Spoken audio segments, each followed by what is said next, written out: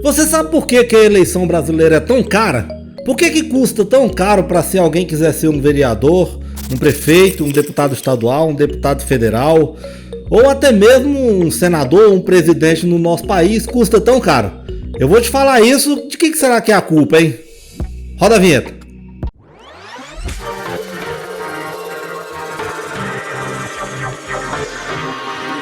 Antes da gente começar, vai lá embaixo aqui, ó, e deixa o curtir, porque aí o YouTube vai entender que você gosta desse conteúdo e vai mandar mais vídeo pra você. Você sabe por que a política no nosso país é tão caro? De quem que será que é a culpa? Será que os políticos estão desviando dinheiro da política? Por que o fundão eleitoral nunca é o suficiente?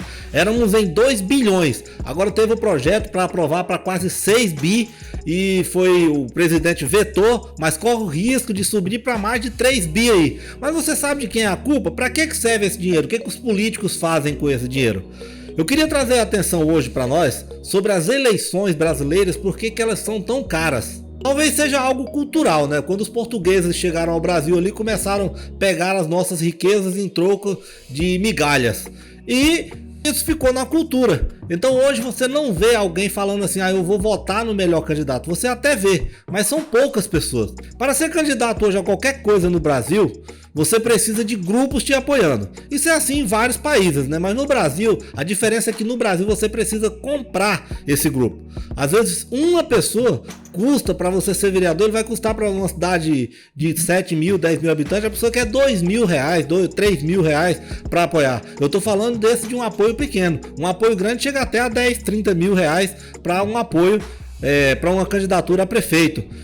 Quando você leva isso ao patamar de deputado estadual, deputado federal, o estado que eu moro hoje é o estado do Goiás, e relatos de deputados que falam que gastaram mais de 1 milhão para ser candidato, para ser eleito no estado de Goiás, isso é uma coisa muito absurda, porque se você levar em consideração todo o salário do cara ali dos 4 anos de mandato, ele não vai tirar esse dinheiro.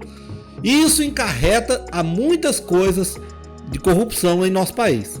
Vamos falar sobre o fundão eleitoral. O fundão eleitoral ele serve para que os candidatos tenham condições de percorrer ali os municípios, o estado, em busca de voto, agregando votos, e o presidente, candidato a presidente, viajar o país inteiro.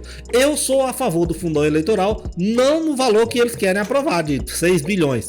Por que eu sou a favor? Quando você não tem o incentivo e o fundão eleitoral ali com dinheiro público para financiar a campanha, você tira as pessoas pobres e sem condições financeiras de concorrer. Até porque viajar um estado inteiro durante 45 dias não fica barato. Mas 6 bilhões para gastar com isso eu acho demais. Então, levando em conta que nós temos que ter um incentivo, mas que esse dinheiro não está dando para os candidatos fazer a campanha, nós chegamos ao grande problema que é o cidadão.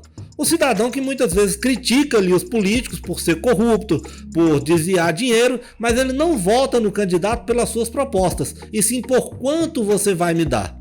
Nós temos hoje um candidato estadual, se ele chega numa cidade pequena, para ele ter o apoio de um vereador ou de um prefeito, não estou dizendo que é em todas, mas em grande parte, o prefeito e os vereadores pedem dinheiro para que eles possam fazer isso. As pessoas não levam em conta o que aquele candidato que já tem um mandato ali fez pela cidade, o que ele já apresentou de recursos, o que ele buscou para aquela cidade, o que ele votou, a votação dele no Congresso. As pessoas hoje não acompanham as votações dos seus candidatos e quando chega a hora da eleição eles estão mais perdidos do que segue de tiroteio. E a forma deles se acharem ninguém faz nada mesmo, eu vou votar em quem me pagar e comprar o meu voto, porque eu não vou votar de graça em ninguém. Isso nos leva à seguinte conclusão: se caso a corrupção for para me beneficiar, tudo bem, isso pode, porque quando o cidadão aceita que o político compre o voto dele com o dinheiro do fundão eleitoral, para ele tudo bem, para ele tudo ok. Então vamos parar de hipocrisia.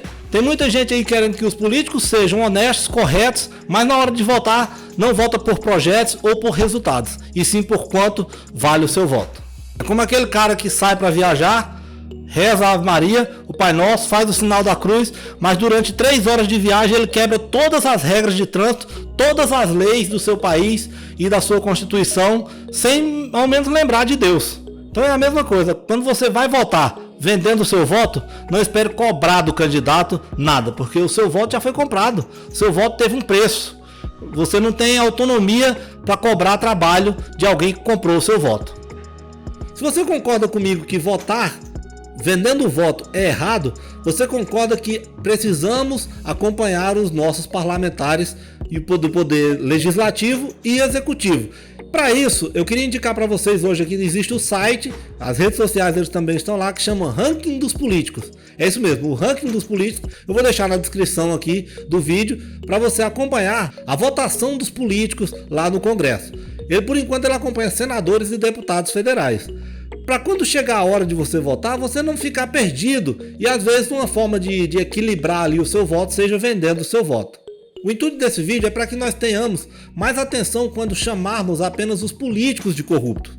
O cidadão, a partir do momento que ele vende o voto dele por um saco de cimento, que ele vende o voto dele por um tanque de gasolina, às vezes até por menos, ele está sendo corrupto da mesma forma, porque ele não está ali avaliando as votações daquele candidato.